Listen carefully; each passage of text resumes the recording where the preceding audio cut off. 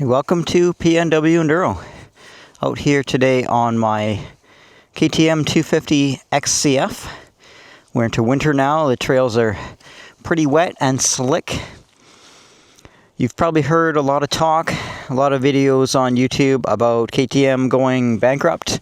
So I wanted to talk about that a little bit today. First off, KTM is not bankrupt per se. They have filed for insolvency, which means they are protected from their creditors for a certain period of time. Does not mean they're going out of business. So there's a lot of talk, a lot of doom and gloom about what's going on with KTM. I think what's going to happen is KTM is going to have some investors come in and they're going to put money into the company and they're going to go forward. KTM is not going anywhere. It may be a little different going forward, the way they do things, but that could probably be a good thing.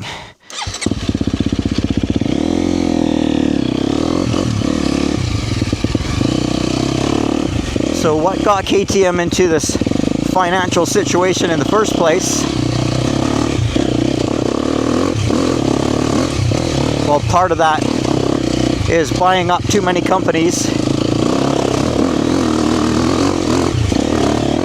You got KTM, Husqvarna, and GasGas, all producing off-road models that are fairly similar.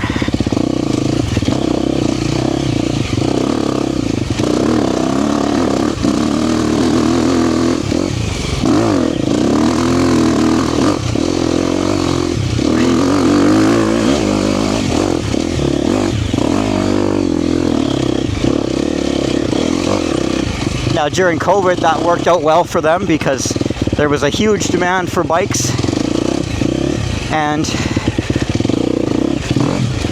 not as many bikes available on the market. But now that things have leveled out, bike production is way up and demand is down, and KTM's been caught with producing too many bikes. Basically, it comes down to poor management, in my opinion. There's also some stuff going on with their street bikes and their ADV bikes as far as quality issues. But honestly, I don't really follow that side of it.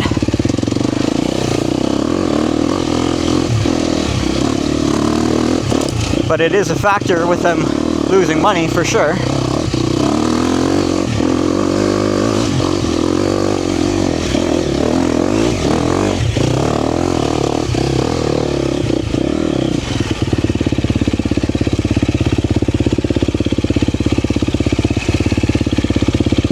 So what is the future going to look like for KTM? Well, they're not going anywhere. They're not going out of business, I don't think.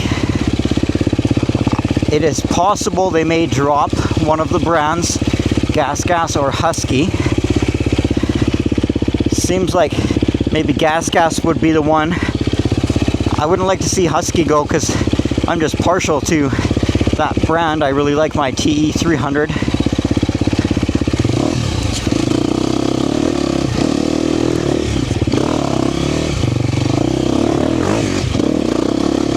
But in a way, it would make more sense to keep GasGas.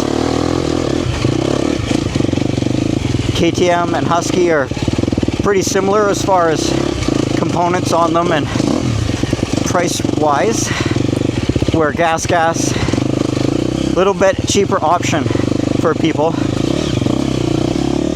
It seems like right now might be actually a good time to buy a new KTM bike, 24 or 25 model, because they have been heavily discounted. It's a pretty good time for the consumer. I've got two 2024 bikes. I got this bike and the Husky.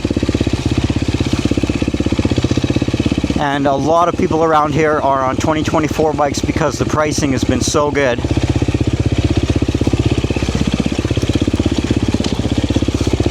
And it is possible that maybe they produce less bikes next year for 26. There's a cool spot right here where the trail connects. There's a neat spot for pictures, so I came back up to get a picture to compare.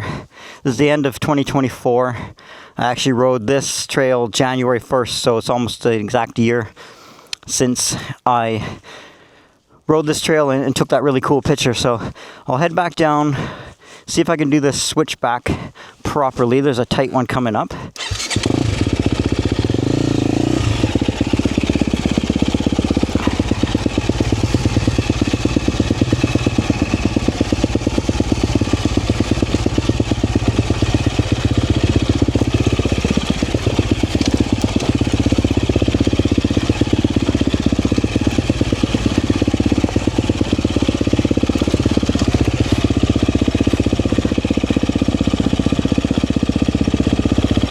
Yeah, not bad. I screwed the first one up, but got that one okay.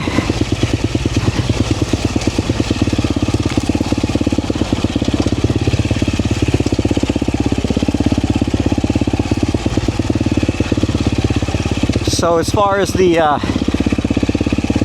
off-road market right now is a great time for other companies to capitalize on what's going on with KTM. People may be hesitant, thinking they're not going to be able to get parts if they buy a new KTM. I don't think that's the case, but it is a concern.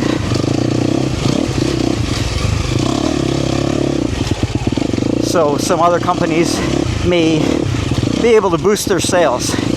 In particular, Yamaha.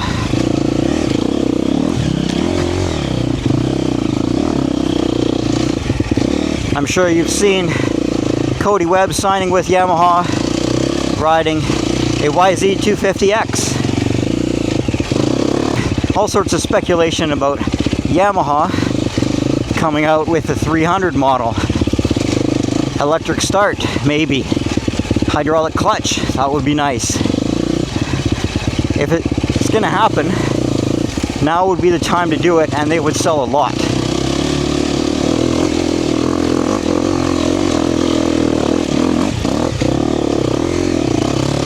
I'm still pretty skeptical that Yamaha is going to do much. If I were to guess, I would say they will do an electric start.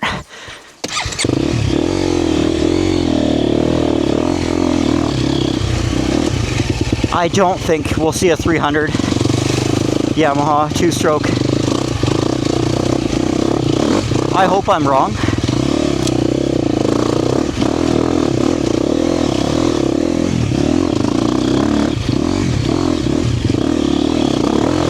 But now would be the time to do it. Take a bite out of the KTM market share.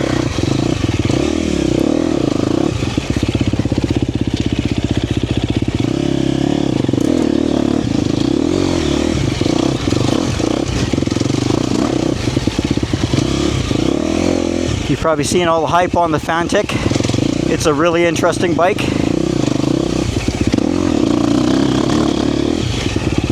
Rumors of them being available in the United States pretty soon. I wouldn't doubt it. Here in Canada, there is already a distributor. You can buy a Fantic in Canada right now. I don't know if you can get one right away, but they could definitely bring them in.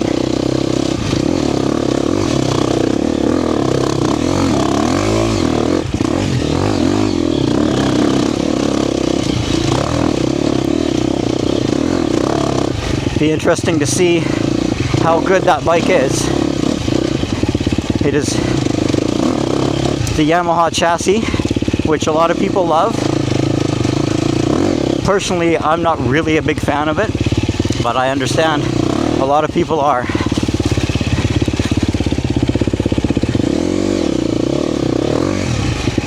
But if that was the case and Fantic was available readily in North America, then I don't see any reason for Yamaha to make a change, develop a 300.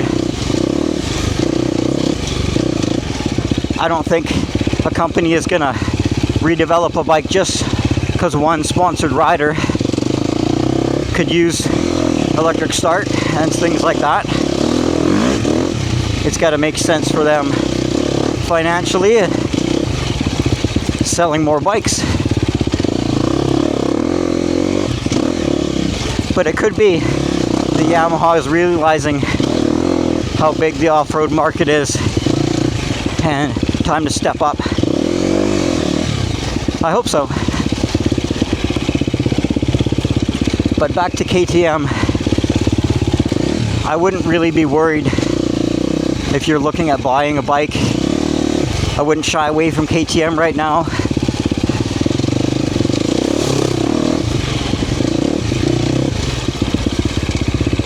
They still make great bikes. You can still get parts for them.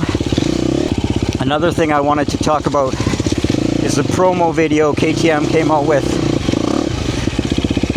recently. I was expecting some sort of message about how they plan to get out of the financial situation they are. Anything. Maybe an announcement of a partner or something. There's rumors of Red Bull, buying into KTM. Maybe that'll happen, but that video, when I watched it, honestly kind of pissed me off because all it was is just a bunch of hype. KTM, we're going to come back stronger, we're going to rebuild. We get knocked down, we come back. Just a bunch of media hype. Didn't say anything to you and I, the consumer that are buying the bikes, to give any more confidence in the company. If anything, it made me feel like they are not learning from their mistakes. Pretending like the issues aren't there, like they have with some of the adventure bikes and the issues on those.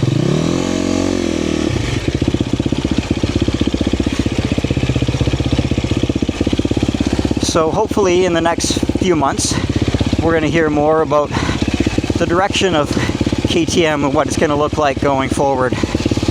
But I'd like to hear from you.